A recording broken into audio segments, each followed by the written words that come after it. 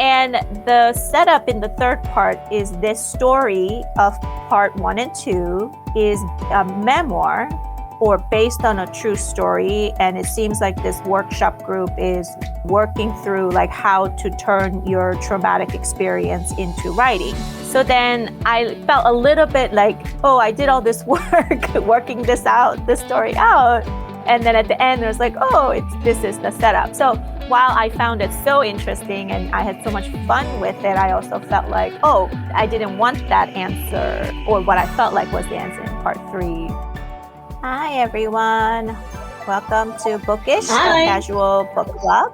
I'm Laura, and I'm here with my friends and colleagues and book lovers, fellow book lovers, Sylvia, Lee, and Kofi Adisa. Today, we are discussing a novel, very interesting novel, called If an Egyptian Cannot Speak English by Noor Naga. And just a little bit about the author. Noor Naga is an Alexandrian writer and author of the verse novel Washes, Praise. In addition to the Grey Wolf Press African Fiction Prize, she is the winner of an Arab American Book Award, the Bronwyn Wallace Award, the RBC Penn Canada Award, and the Disquiet Fiction Prize. She teaches at the American University in Cairo. So I think we have a lot to say about this book. It's a very interesting novel. Who would like to go first? Oh, I think it's good that we start off by saying we experienced this book in 3 different ways. The way I experienced the book was that it came just like this, but I had to turn it upside down and read it because my copy, which may have been a bad copy, actually starts from the back upside down and moves to the front of the book, which I kind of thought was like a metaphor for something, that we're starting in this position of a traveler to this new realm or this new region that she's trying to get familiar with. And then we move towards the back of the book, which is the front of the book. And we experience this kind of metaverse, if you will, this sort of meta narrative that shapes the entire narrative. So I thought it was kind of metaphorically done, but that probably wasn't what it was. Because but now I've made value. No, your copy was not like that. Yeah, I listened to the audiobook version of it. So it was really interesting. I was telling Laura about that experience because it's kind of, so for our listeners out there, the book is kind of experimental in the way that it treats voice and perspective. It is told in 2 alternating perspectives, the girl and the boy, basically. And the girl is an expat, right? The daughter of immigrants in America. And she moves to her homeland, basically, to experience living there as, a foreigner in, a country where she's it's of her nationality. So it's exploring a lot of that. And then the man's voice that alternates is an actual national, Egyptian national who lives there and who she's fallen in love with. So it goes back and forth. So in the audiobook version, the woman's voice, the narrator, who's, I guess, the protagonist, I don't even know which one, they're both the main character, is narrated by and is read by the author herself, I believe. And then a man reads the boy's voice. And, it's almost like listening to a play. It was almost like listening to a play. And at the end, where it says, we hope you've enjoyed listening to this reading of, instead they said, we hope you've enjoyed listening to this performance of. And I thought that was a very fitting way to describe the experience listening to the audiobook. It was very much like a performance. And it was actually really good. The readers were great. We talked about this last time, right? Like the power of a good reader and the accents and the pronunciation of the different places and the different words in, another language was really helpful to kind of get a sense of the shifting in cultures, even like within her own mind and outside of her. So it was really fun. I actually really enjoyed reading it on audiobook, and I would highly recommend to those who are thinking about picking this book up to do so. But I think I did also miss out on that physical reading of the different parts and the questions at the beginning of how she begins each chapter with this metaphysical question and then kind of goes back and forth. So I feel like I missed that part too, because there's a lot more, I think, that was experimental from what I hear, no traditional dialogue indentations. It was kind of all one chunk of Yeah. text is what I hear. But I Yeah. didn't get a sense of that because the dialogue was happening in the audio. So yeah. I'll let you, Laura. So I read the quote unquote normal version of the book. And just so it's clear, the book is separated into 3 parts. And first 2 parts are the 2 alternating voices between the man and the woman. And the third part is written kind of like a play, I guess, a script that is a conversation of a writing workshop where the group is actually discussing this character, Noor Naga's book, right? Which is the book that we just read, I think. So that third part definitely sort of gets meta or plays with meta, I guess. But I have to confess, I think I didn't realize that the book was going to be told in 2 different voices. And I think I read probably 20, 30 pages when I realized that they were 2 different voices. So I just thought that they were different chapters or moving. And then I thought it was the same character or narrator telling a story. So then I had to go back and start again, realizing, oh, this one micro chapter of it, and the chapter's only like 2-3 pages, is the woman, and then the second person, the next part is a man, and they swap back and forth. So that was interesting too. And I don't know if I wasn't paying attention carefully enough, or did the voices not sound that different? I don't know. So it could have been me, but I had to go back once I realized that it was different people talking. So Kofi, what did you think of the use of perspective and narrative point of view in the novel? I had a similar experience with the shifting points of view that Laura had. In fact, I think I was roughly around 20 or so pages in that I also thought like, oh, there's 2 different, there's the guy who's called the boy Shoker something of a region in Egypt. And then there was the American girl with the shaved head who claimed to be Egyptian. And so with my reading of it, it was sort of like I was, experiencing a kind of meta narrative to begin with, because I was reading it upside down and from the back page to the forward page. And so by the time I got a sense that there were 2 distinct voices, it was pretty much, I was in the first section, and then I had to go back and reread, and it sort of flowed after that. There were a couple of sections in, I think, or maybe one instance in section 2 where the voice was the same person, it's just 2 different days.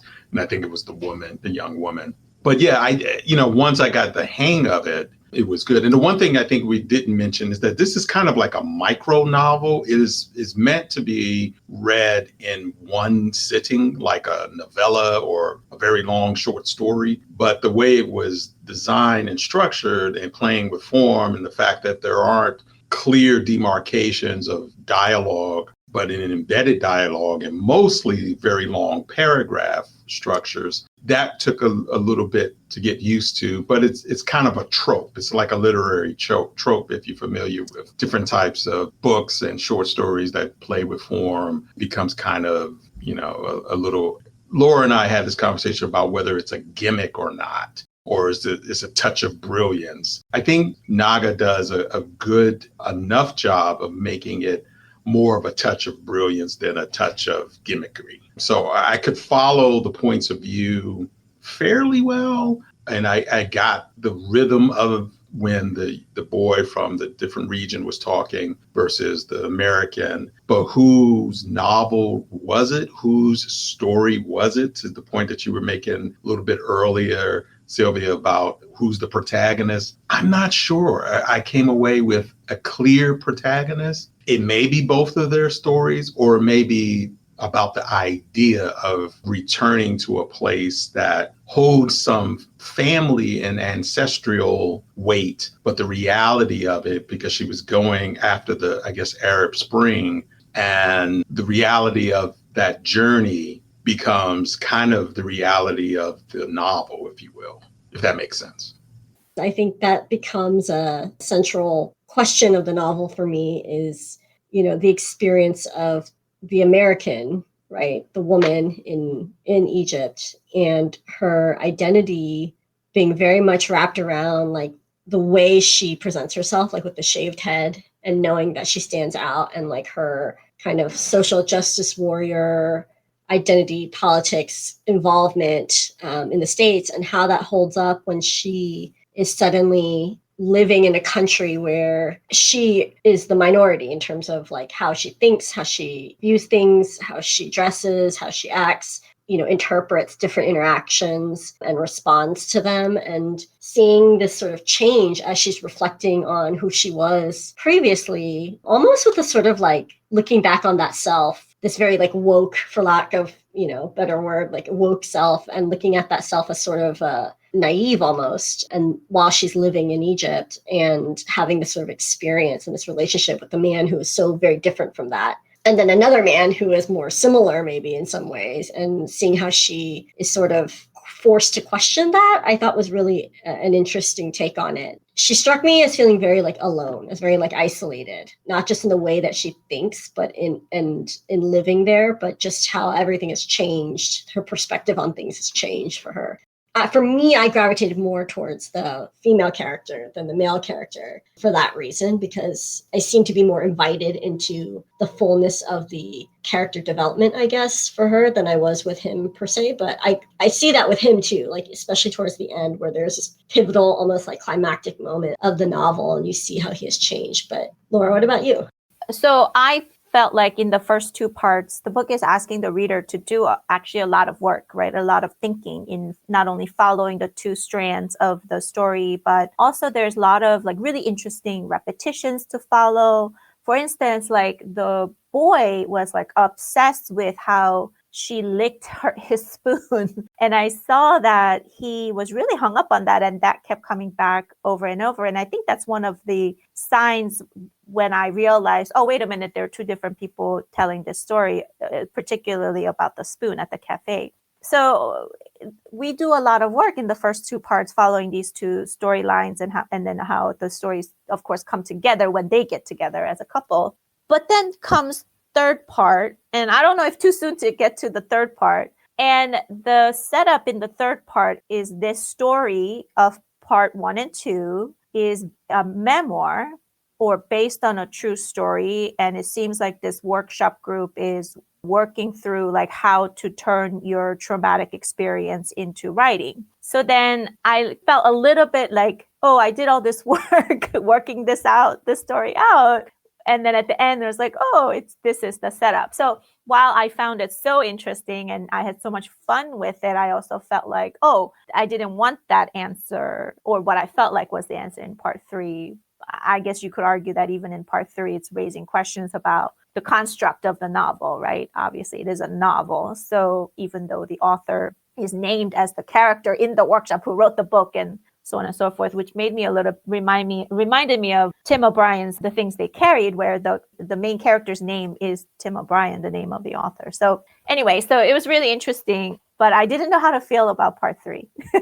Yeah, I'm with you on that, Laura. I think where I land, I can't say landed because I'm still in the process of landing. I think where I'm going to land is that the first two sections, or really the first section, deals with her body being identified either as American or as she sees herself as being Egyptian. The second part seems that she's a little more solidified in what it means to be an Egyptian. And that's sort of typified to her second relationship with this guy, William. But that third section, it's about the words, it's about the story, which is not so much about the body as about the self. And I think that that's the sort of meta part of it, is that there's a self being defined and redefined and continuously defined in that workshop in such a way that the subject of that third section isn't actually the writer as it is the story, which is about this person's physical transportation into Egypt and also a physical transformation in a way that either creates or makes her look more Egyptian, but at the end, she kind of comes back into this other space where she's in a more of American context. I mean, that's where I'm landing now, but if I look at the book again, I probably will land somewhere differently. It's not a traditional, well, I'll say it this way. Well, it probably isn't the sort of narrative you would think of an immigrant story, because she's not trying to make her way through America with this cultural footprint. Instead, she's trying to take what she has learned about her home country, her family's home country, and apply it after the Arab Spring. And it's sort of the ideal in relationship to the reality. And I guess that's where I'm landing.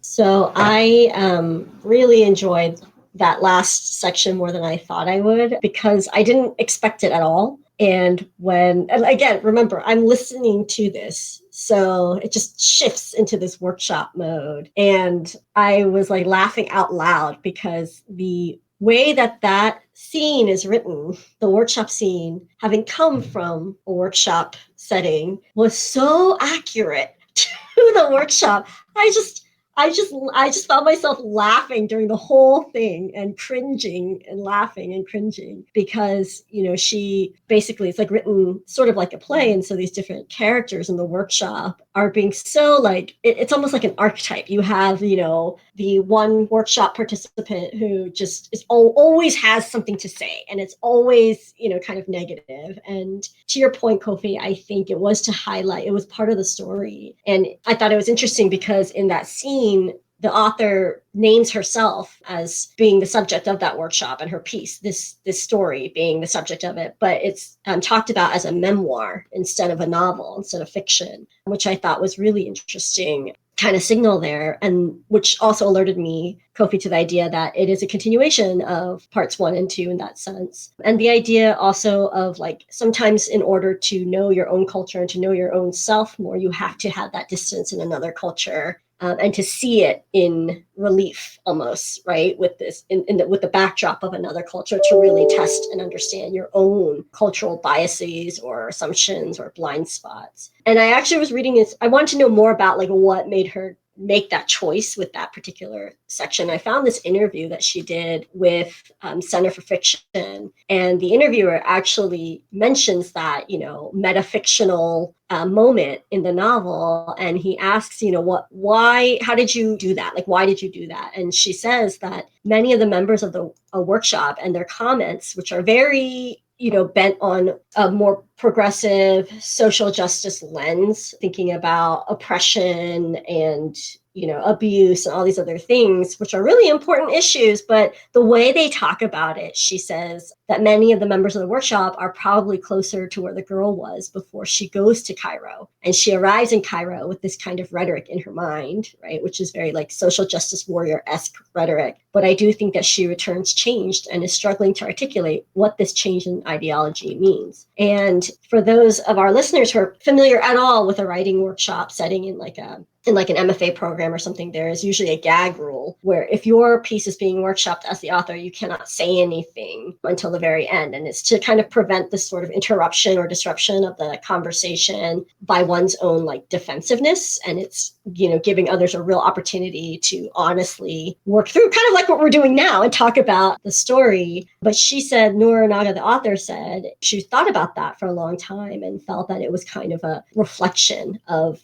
the character's own alienation coming back from Cairo, if that makes any sense. So like you're there. And I kind of get what she means in the sense that like I too have lived abroad in my home country and realized while I was living there how very American I actually am. And not in like the proud patriotic ways either, but in these other kind of petty ways where, I have expectations. I'm a consumer. I, want this, I want that. And a lot of that is very, very American in thought. And then I had these kind of stereotypes of my home country when I was there, but I actually gained a lot of understanding and respect for why it might seem backward to me as an American first going in there, but why Koreans might think this way, for example. And then when I came back, and it's not just me, I think there are a lot of like sociolinguists and cultural anthropologists who study this, why when you come back, you feel a sense of isolation or alienation, right, within the culture that you're either transplanted in or that you're returning from. And so the kind of isolation that she's talking about as sort of highlighted in this workshop scene, I thought was really interesting, right? Because she doesn't say anything. It's everybody else who's just getting it wrong.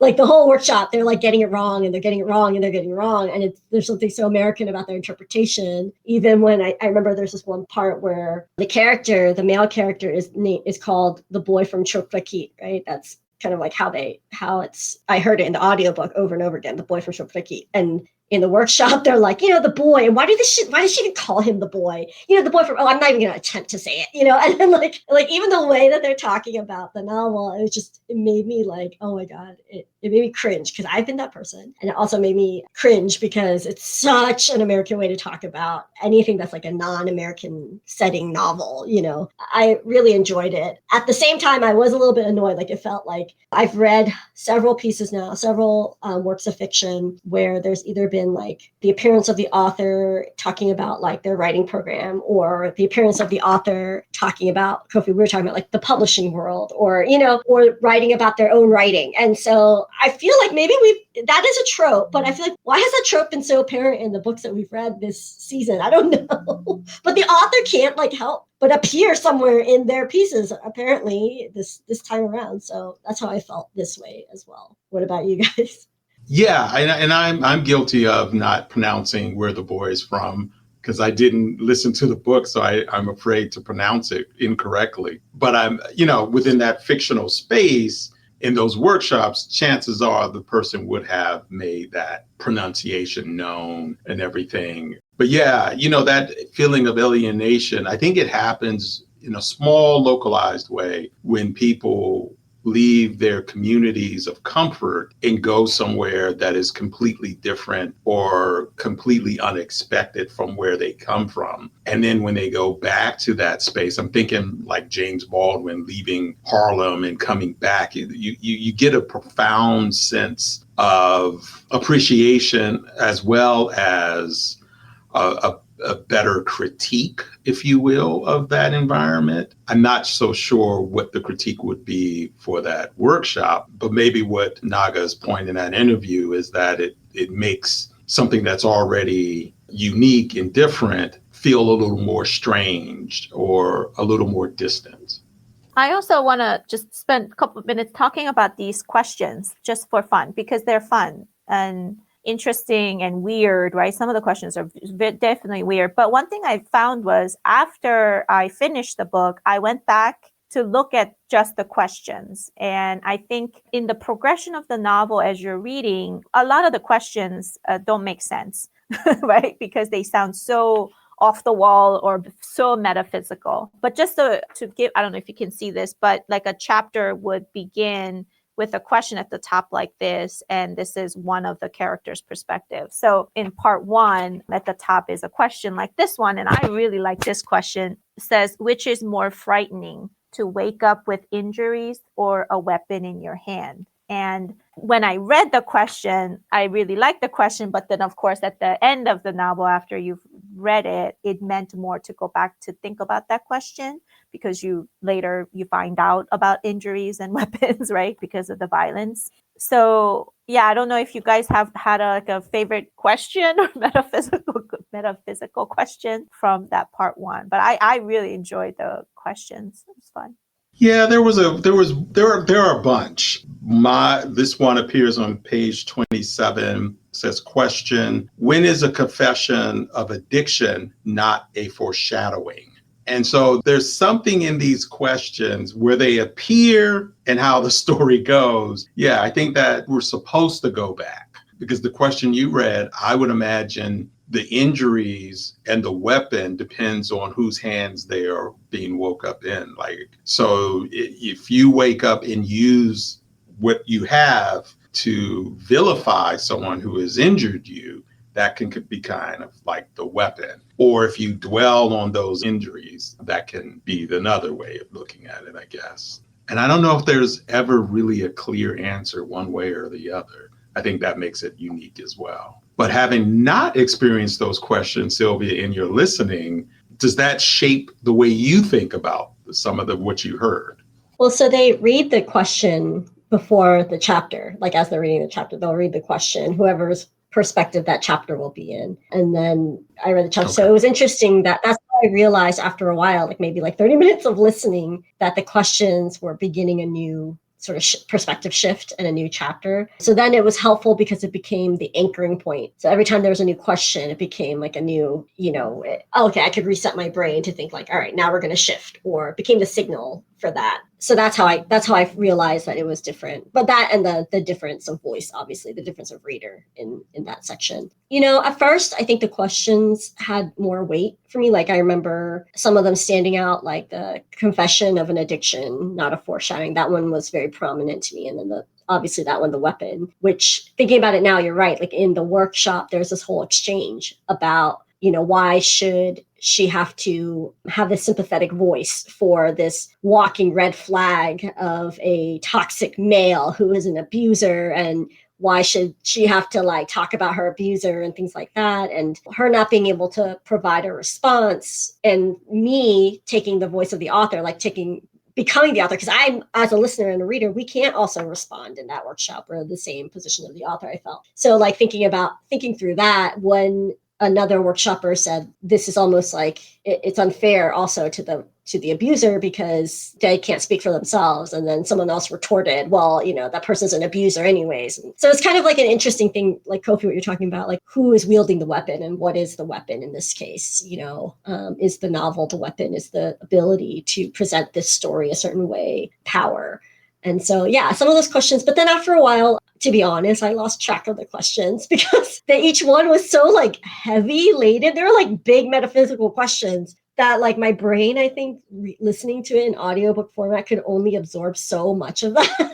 So, I kind of lost track of most of the questions, to be honest. But I do think it was a good way to begin each chapter, I guess we'll say. Because it did signal like something else for you to think about as the story progresses. So yeah, that's what I thought. All right, well, I think we are all out of time on this one. This was a really interesting short read, I guess is a way to put it. And I'd really encourage our listeners to pick up a copy, whether it's upside down, a paperback novel, or on audiobook. I think I recommend the audiobook, but that's just me. So, Noor Naga's If an Egyptian Cannot Speak English, really fascinating book by a really talented author. And yeah, if you have any thoughts on it, if you happen to read it, or if you have read it, please drop us a line on our Facebook page, Bookish, a casual book club. And you can also find us on Podbean, Bookish, a casual book club.podbean.com. You can also find us through dragondigitalradio.podbean.com. And you can also find us on YouTube, as usual, under the Howard Community College channel, Bookish. That's it for all. It was great to talk with you guys about this book and to read something that I maybe would not have picked up on my own. So I really appreciate the recommendation, Kofi. All right, folks. Until next time. Bye. See you next time. Connect with us. We are Dragon Digital Radio.